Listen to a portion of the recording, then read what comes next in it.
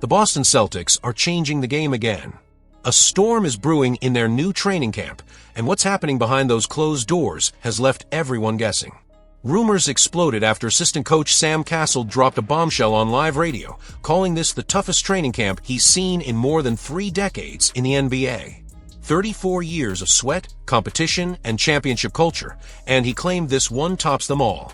But then, Joe Mazzulla, calm and calculated as ever, walked in and shattered that claim with one sentence that no one saw coming. Before we dive into what Mazzulla really meant and why it might be the key to unlocking another championship run, make sure to hit that like button, subscribe, and click the hype bell to stay updated with every twist from Boston's most intense offseason yet. What's really going on in Boston's new training camp? After the departure of 4 key veterans through trades and free agency, the Celtics entered this preseason with more questions than answers. A younger roster, a handful of new faces, and no Jason Tatum for the first stage of camp have created a storm of competition inside the Auerbach Center. Every player is fighting for minutes, and every drill looks like a war for survival. Cassell's words made it sound like players were being pushed to the limit. But when Joe Mazzulla was asked about it, he didn't just disagree. He made it clear that there's something deeper happening here. "I don't really believe that," Mazzulla said after the team's 3rd training session of the week. "Everything today is about recency bias. Everyone says this is the hardest, the best, the biggest, the toughest, but it's all the same. It depends on where you're at in the moment." Those words hit differently when you think about what Mazzulla has been building since taking over the head coach role. He's not dismissing the challenge, he's redefining what hard means.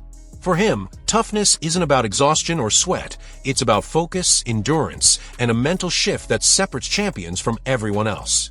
And that's exactly the tone of this year's camp. Sam Cassell might have felt the intensity rising, but Mazzulla's response shows that he's not chasing chaos, he's crafting control.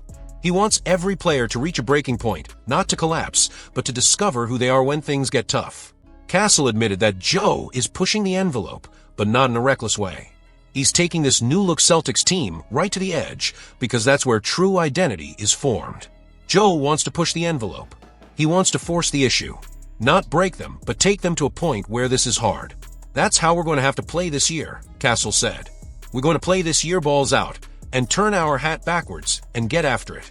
That's Joe Mazzulla. That's more than a quote, it's a declaration.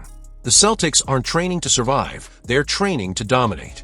After years of building a championship culture, this version of the team is being shaped to outwork, outrun, and outthink every opponent in the league. Cassell hinted that the goal is clear: be the hardest playing team in the NBA.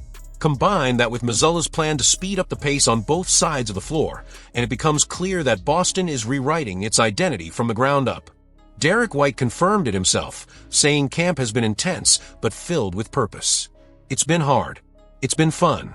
A lot of competition, not a lot of breaks. So it's been fun." That's exactly what you want to hear from a leader in the locker room. It's not just about drills or tactics, it's about culture. But here's the real question. Is Mazzulla's refusal to label this camp as the toughest ever a sign of humility or a message to his players that the real test hasn't even started yet? Maybe what he's doing is psychological. By downplaying the hype, he's keeping everyone grounded, keeping the hunger alive, refusing to let this team believe it has already proven anything. It's classic Mazzulla, calm on the surface, strategic underneath. Boston's new era isn't built on nostalgia. It's built on confrontation, on energy, on proving that even without Tatum for now, and without the veteran core that delivered the title, this team can create a new identity capable of sustaining dominance for years to come. The message is clear. The Celtics are not chasing last year's version greatness, they're creating the next one. With the preseason opener against the Memphis Grizzlies on Wednesday, October 15th, the league is about to see what this evolution looks like in real time. The drills, the intensity, the mindset, it all points to a franchise refusing to stay comfortable. And that's the essence of what Joe Mazzulla is trying to teach. Greatness isn't built in comfort. It's built in resistance. So when he says it's not the hardest camp ever, maybe he's right, because the hardest one hasn't even begun yet. The Boston Celtics are not just preparing for another season, they're preparing for another legacy. And it starts right here, right now. The Boston Celtics are not just preparing for another season, they're preparing for another legacy. And it starts right here, right now. But while the intensity of training camp has grabbed headlines, something else is unfolding behind the scenes that could redefine Boston's frontcourt and possibly tilt the balance of the entire Eastern Conference. The next great move might already be staring Brad Stevens in the face. A name has quietly started echoing through the walls of the league offices. Walker Kessler. The Utah Jazz big man, a defensive anchor with timing and size that have drawn comparisons to classic Celtics legends, could be the missing piece that transforms this new Boston core from great to unstoppable. And the tension surrounding his situation in Utah is starting to build pressure that could burst at any moment. What if I told you the Celtics' next great move might not involve a superstar, but a 22-year-old center making under $5 million this season? Walker Kessler has not yet received a contract extension from the Utah Jazz, and that small detail could become a massive opportunity for Boston.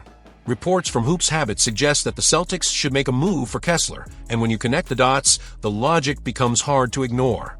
Kessler has built a reputation as one of the NBA's most efficient rim protectors. In only 2 seasons, he's averaged elite defensive numbers while anchoring a Utah team that often relied on him to clean up mistakes and protect the paint.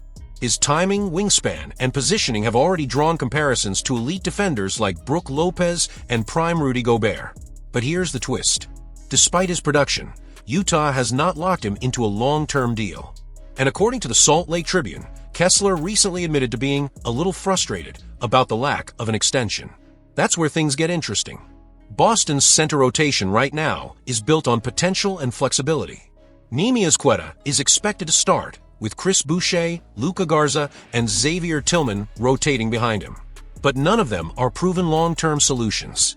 They're all hard-working, physical, and determined, but Kessler brings something different. He brings certainty. He brings upside that is both immediate and sustainable. The financial side of this also makes sense. Kessler's current contract sits just under $4,900,000, making him an affordable trade target for a franchise already navigating tight cap restrictions after re-signing multiple key players. The math checks out. The fit makes sense. The timing couldn't be better. But is it really that simple? Utah's hesitation to extend Kessler might not mean they want to move him. Sometimes teams wait. They want to see how a young player performs under new circumstances. They want to evaluate his value before committing to a large payday.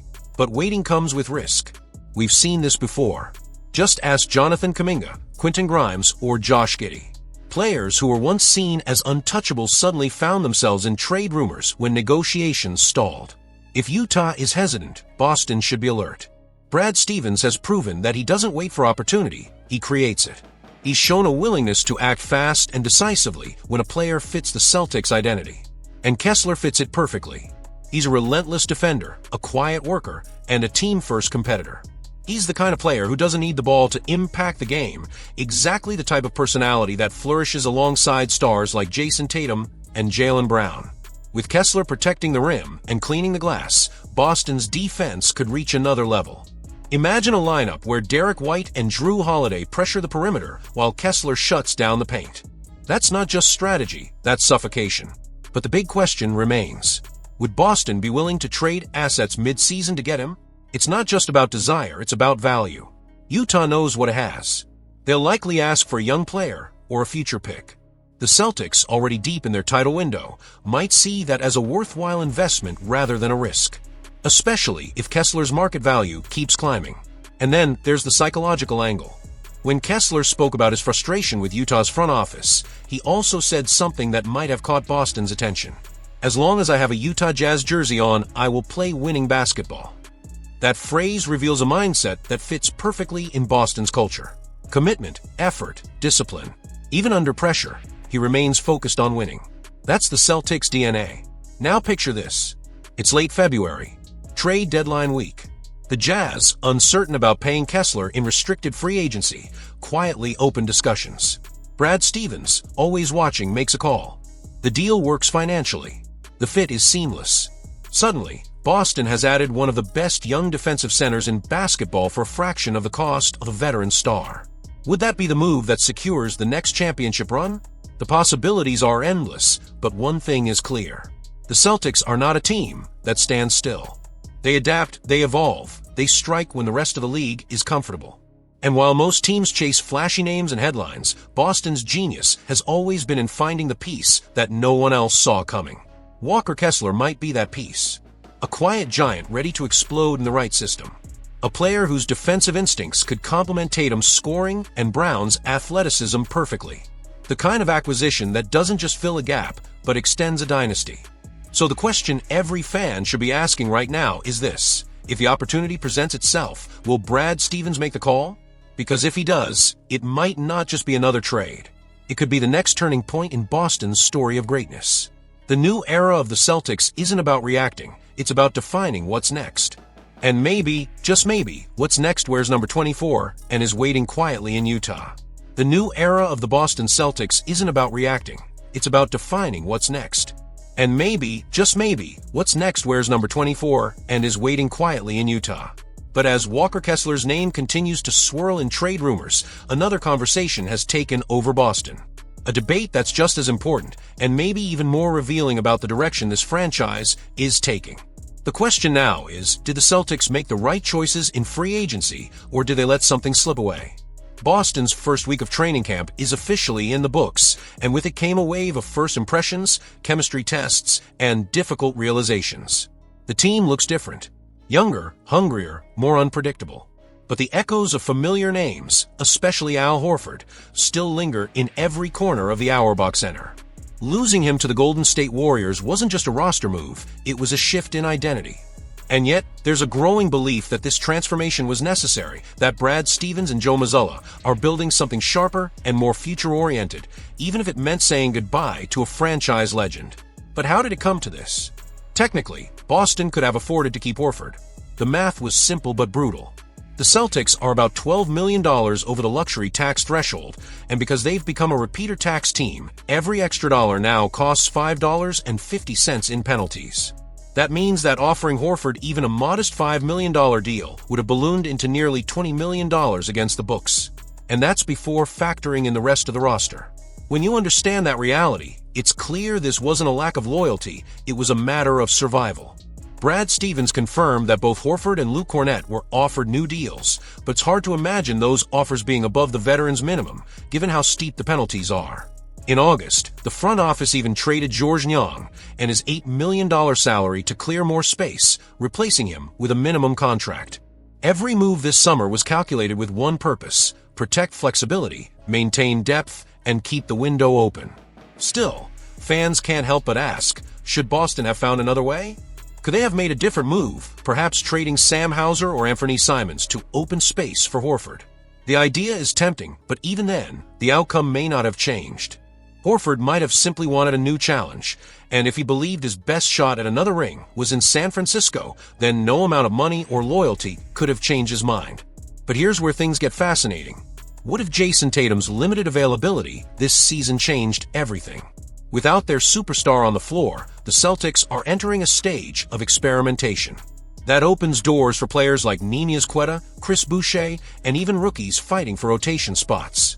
It's an environment where proving yourself matters more than name recognition. And that might be exactly what Mazzulla wants. When asked about how Boston will handle the rotation early in the season, Mazzulla's answer was pure confidence. He's not planning to shuffle lineups every game. He believes in consistency, structure, and trust. That's how championship habits are built. But inside that structure, the competition is real. Anthony Simons seems locked in for a key bench role, while Boucher, Luka Garza, and Josh Minott are fighting to prove they belong in the regular rotation. The challenge gets tougher when you look at the matchups ahead. The first preseason games against the New York Knicks and Philadelphia 76ers are not just tune-ups, they're statements. The Knicks will likely start with double bigs in Mitchell Robinson and Karl Anthony Towns, which means Boston could be forced to get creative. Imagine Jaylen Brown battling Towns in the post, while Derek White collapses from the perimeter to rebound. It's unconventional, but it's also very Celtics. Adapt, fight, adjust. Against Philadelphia, the strategy might change entirely. With Joel Embiid, Paul George, and Quentin Grimes expected to return soon, the Celtics might unleash a faster, more aggressive defensive style.